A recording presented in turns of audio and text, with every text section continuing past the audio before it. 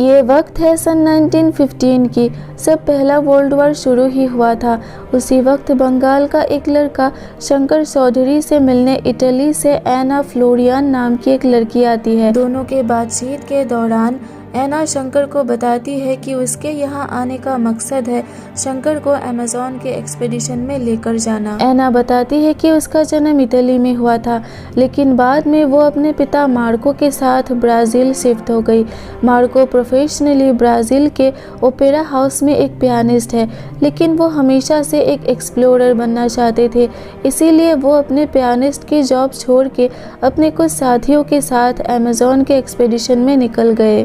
Francisco दे Orellana, जिन्होंने सबसे पहले अमेज़न को एक्सप्लोर किया था, उनके किसी अनजान साथी के पास मार्को को एक बहुत पुरानी टूटी फूटी मैप का टुकड़ा मिला था, जिसमें उन्हें अमेज़न के पारीम लेक के पास lost city of gold Eldorado city, जिसे सिटी ऑफ मनोआ भी कहा जाता है, वहां तक पहुंचने की दिशा के बारे में लिखा था। कहा जाता है कि ये पूरी सिटी सिर्फ गोल्ड से बनी हुई है, जहां तक पहुंचने के लिए और उस सोने को हासिल करने के लिए आज तक बहुत सारे लोगों ने अपनी जान गंवाई, लेकिन वो सिटी आज तक किसी को नहीं दिखी। और तभी से लोग अमेज़न को लैंड ऑफ डेथ कहने लगे, क्योंकि जो भी वहां जाता है उसी की मौत हो जाती है। अमेज़न की नदी में तूफान आने के कारण पानी की मात्रा बढ़ने की वजह से मार्को का एक्सपीडिशन फेल हो जाता है और वो अपने साथियों के साथ नाव समेत पानी में डूब जाते हैं, जहां मार्को तो बच जाता है, लेकिन उनके साथियों की मौत हो जाती है।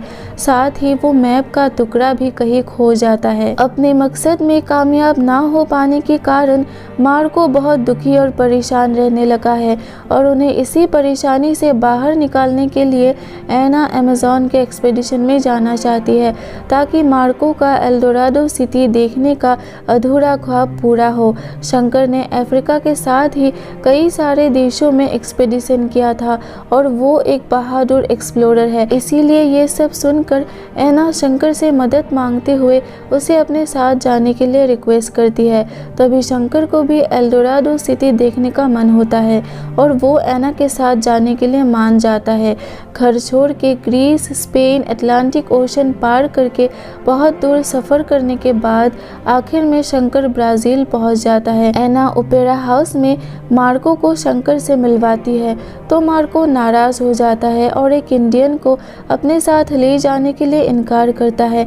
एना के जिद करने पर मार्को कहता है कि मैं उसका टेस्ट लूँगा, अगर वो पास हुआ तो ही मैं शंकर को हमारे साथ जाने दूंगा, नहीं तो वो हमारे साथ नहीं जाएगा। मार्को शंकर से पूछता है कि तुम अमेज़न के बारे में क्या जानते हो, तो शंकर बताता है कि अमेज़न पूरी दुनिया का लंग्स है, जिसे हम इंसान धीरे धीरे तबाही की ओर ले जा रहे हैं, जैसे आप इस सिगरेट को पीकर अपने लंग्स को खराब कर रहे हैं। अमेज़न रेन फॉरेस्ट नहीं होगा तो हम इंसान भी जिंदा नहीं रह सकते। ये सुनकर मार्को इम्प्रेस हो जाता है और वो शंकर को अपने साथ ले जाने के लिए मान जाता है। एना के घर में शंकर खाना खाने के बाद अपने मिशन में जाने के लिए तैयारी करते हैं।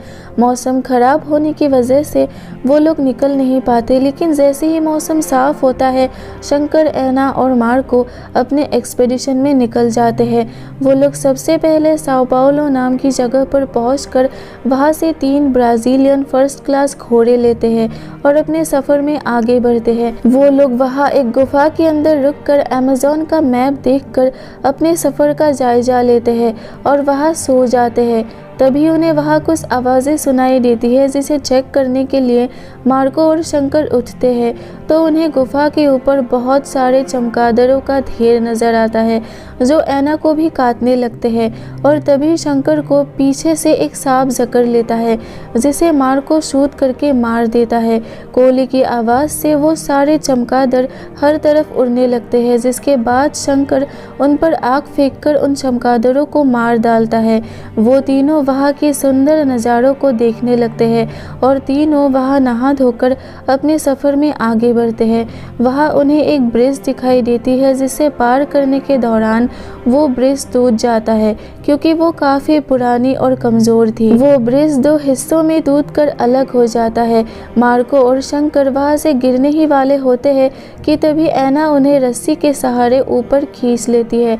वह वो तीनों मार्को के पुराने दोस्त बैरेट के रबर प्लांटेशन में पहुंचते हैं जहां से उन्हें अपने आगे के सफ़र के लिए नाव मिलेगा।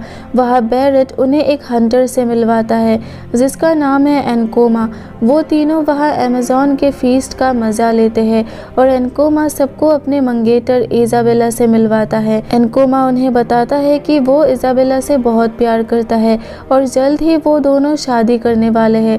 जंगल के अंदर रहने के कारण रात को खाना खाने के दौरान जब इज़ाबेला कुछ लाने के लिए किचन में जाती है तो उसी वक्त उसे एक जैगुआर अटैक करके मार डालता है जिसे देख के एनकोमा टूट जाता है। शंकर और एनकोमा उस जैगुआर को मारने उसके पीछे जाते हैं तो वो जैगुआर एनकोमा पर ही अटैक कर देता है। शंकर उस जैगुआर को शूट करके मार डालता है लेकिन तब तक एनकोमा की भी मौत हो जाती है जिसे देख के शंकर को बहुत बुरा लगता है। तभी वहाँ पर एक और जैगुआर आके शंकर पे अटैक कर देता है और तभी शंकर का गन भी नीचे गिर जाता है और वो जैगुआर उसे मारने ही वाला होता है कि तभी शंकर अपने दूसरे गन से उसे शूट करके मार डालता है। अगले दिन वो तीनों वहाँ से एक नाव लेकर नदी के रास्ते से अपने सफ़र पे निकल जाते हैं। काफ़ी दूर जाने के बाद उन्हें लगता है कि वो लोग शायद गलत दिशा में जा रहे हैं, इसीलिए वो तीनों नाव से उतर के जंगल के रास्ते से जाने का डिसाइड करते हैं। आगे जाने के बाद उन्हें वहाँ पर मनाउस सिटी मिलता है जो रबर बिजनेस के ऊपर टिकी है। वो तीनों वहाँ से एक नाव लेकर रियो निग्रो नदी की तरफ आगे बढ़ते हैं। उसी दौरान मार्को को याद आता है कि वहीं पर उनका नाव डूब गया था और मार्को वहाँ अपने एक पुराने आदिवासी दोस्त जिसने मार्को को पहले बचाया था उसकी मदद लेकर उस खोए हुए एल्डोराडो के मैप के टुकड़े को वापस लाने के लिए पानी के अंदर जाते हैं और उन्हें वहाँ पर वो टुकड़ा मिल जाता है। शंकर उस मैप के टुकड़े को देखकर समझने की काफ़ी कोशिश करता है लेकिन वो मैप पूरा नहीं था और जो कुछ भी उसमें लिखा था वो सब कोड लैंग्वेज में लिखा था जिसे शंकर समझ नहीं पाता।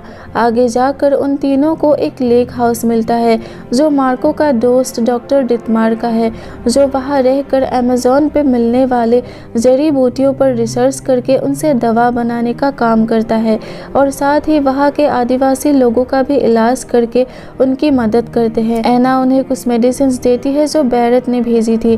डॉक्टर डिटमार उन्हें बताते हैं कि काफ़ी सारे लोग यहाँ एल्डोराडो के गोल्ड को लूटने के लिए आते हैं तो शंकर उन्हें कहता है कि हम वहाँ के गोल्ड को लूटने के लिए नहीं बल्कि उस सिटी को देखने के लिए आए हैं और ये भी जानने के लिए आए हैं कि सच में यहाँ एल्डोराडो नाम की कोई सिटी है भी या नहीं। हमारा इरादा बिल्कुल साफ है। तो डिटमार उसे बताता है कि कहा जाता है कि प्राचीन काल में कोलंबिया के मोइस्का ट्राइब के लोगों ने ग्वाटाविटा लेक में बहुत सारा गोल्ड छुपा कर रखा था जो वक्त के साथ धीरे धीरे एक बहुत बड़ी सिटी में बदल गई और साथ ही उस सिटी को लेकर और भी बहुत सारी कहानियां हैं लेकिन सच्चाई क्या है ये कोई नहीं जानता। डिटमार के घर में शंकर को एक बुक मिलता है जिसमें कोड लैंग्वेज लिखा हुआ था और एल्डोराडो के मैप में जो कोड लैंग्वेज है उसको समझने के लिए शंकर डिटमार से वो बुक मांग लेता है।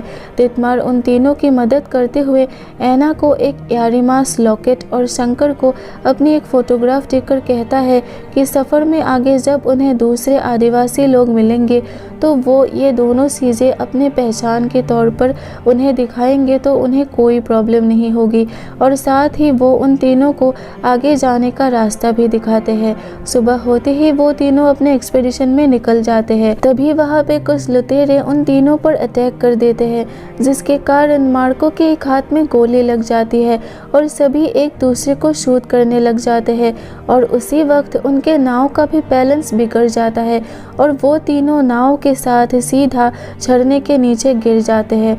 वहाँ से निकल के वो तीनों एक जगह रुकते हैं जहाँ एना मार्को के हाथ से गोली निकालती है। मार्को की इतनी जख्मी हालत को देखते हुए शंकर कहता है कि शायद अब उन्हें ये एक्सपेडिशन और आगे नहीं बढ़ाना चाहिए, क्योंकि धीरे धीरे अब हर तरफ से उनकी जान को खतरा होने लगी है। तो मार्को कहता है कि भगवान सिर्फ उन्हीं का साथ देते हैं जिसमें लड़ने की हिम्मत होती है, और हम ये एक्सपेडिशन ज़रूर करेंगे चाहे कुछ भी हो जाए।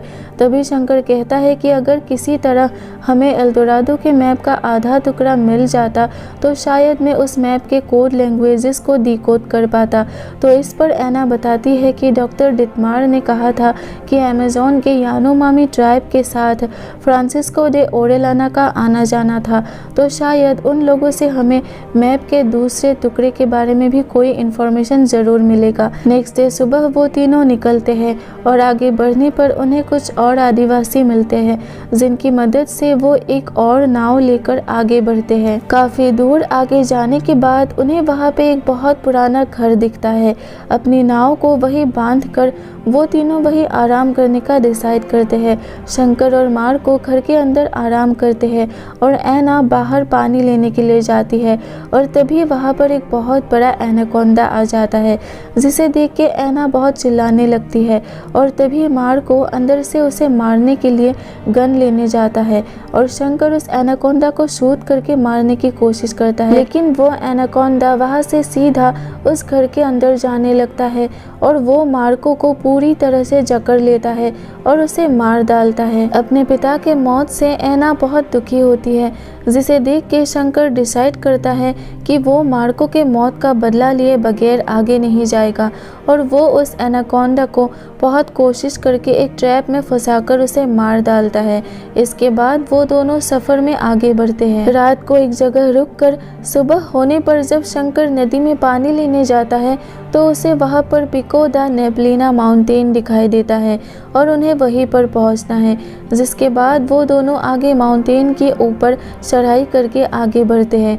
तभी वहाँ थोड़ी देर बैठने के वक्त उन्हें माउंटेन के ऊपर कुछ शाइन करता हुआ दिखाई देता है, जिसे देख के शंकर कहता है कि हम अपने मंजिल के बहुत करीब आ चुके हैं और शायद वहीं पर वो गोल्ड सिटी है। इसके बाद वो दोनों और ज़्यादा चढ़ाई करके ऊपर पहुँचते हैं, लेकिन तभी कोई उन पर तीर चला देता है जिससे एना और शंकर घायल हो जाते हैं।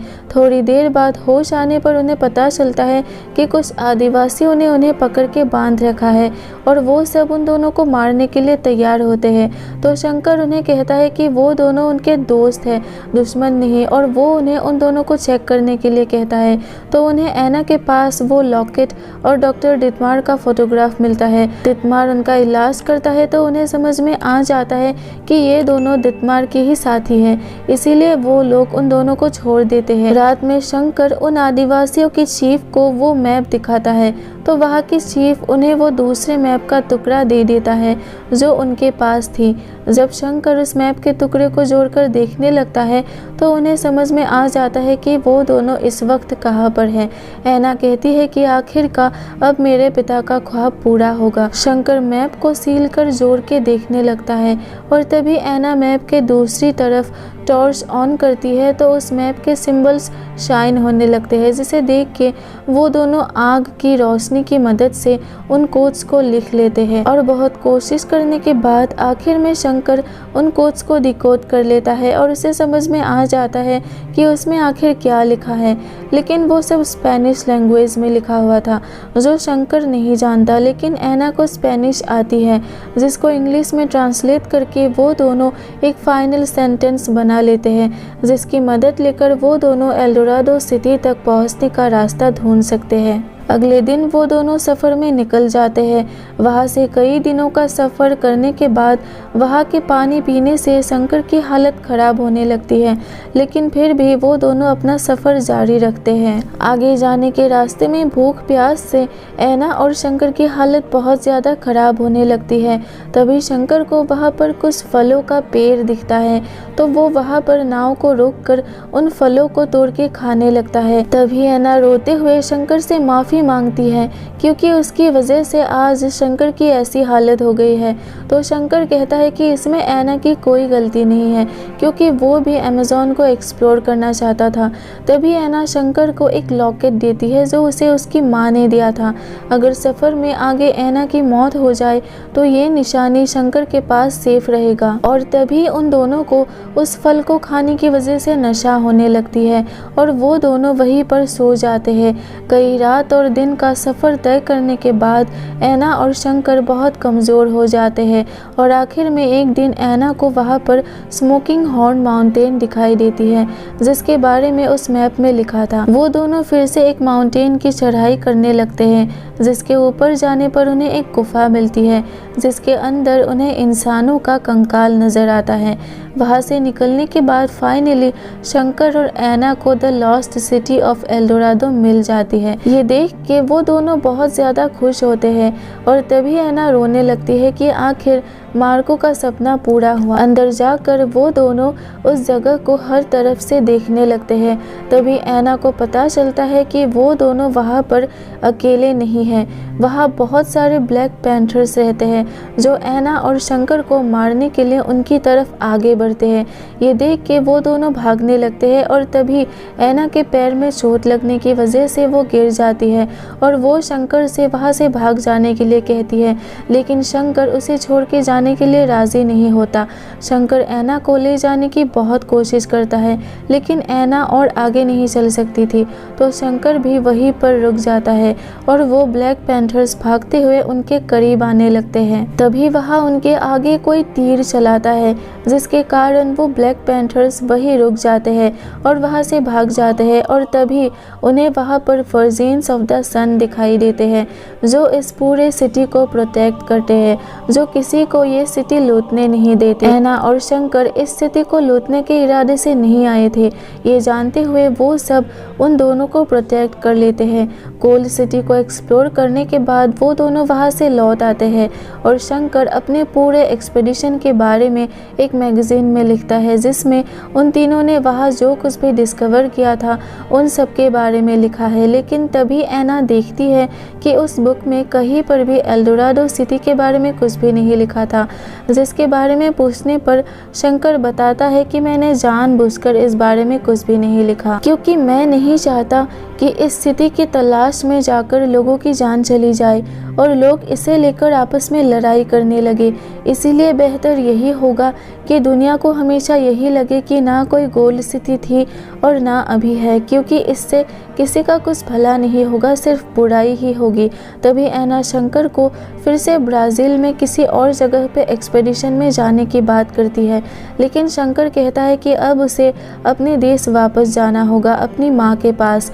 और साथ में वो ये भी कहता है कि ऐना के साथ इस एक्सपेडिशन में जाकर शंकर को बहुत अच्छा लगा। तभी ऐना शंकर को एल्डोराडो सिटी की निशानी के तौर पर लाई हुई एक गोल्ड का टुकड़ा गिफ्ट करती है, जिससे शंकर को इस एक्सपेडिशन के बारे में हमेशा याद रहे। इसके बाद ऐना नम आंखों से शंकर को अलविदा कहती है और इसी के साथ ये शानदार मूवी एंड हो जाती है। अगर आपको ये वीडियो पसंद आया है तो प्लीज़ मेरे चैनल को सब्सक्राइब करना मत भूले। जल्द मिलते हैं अगले वीडियो में, तब तक के लिए take care and thank you so much for watching.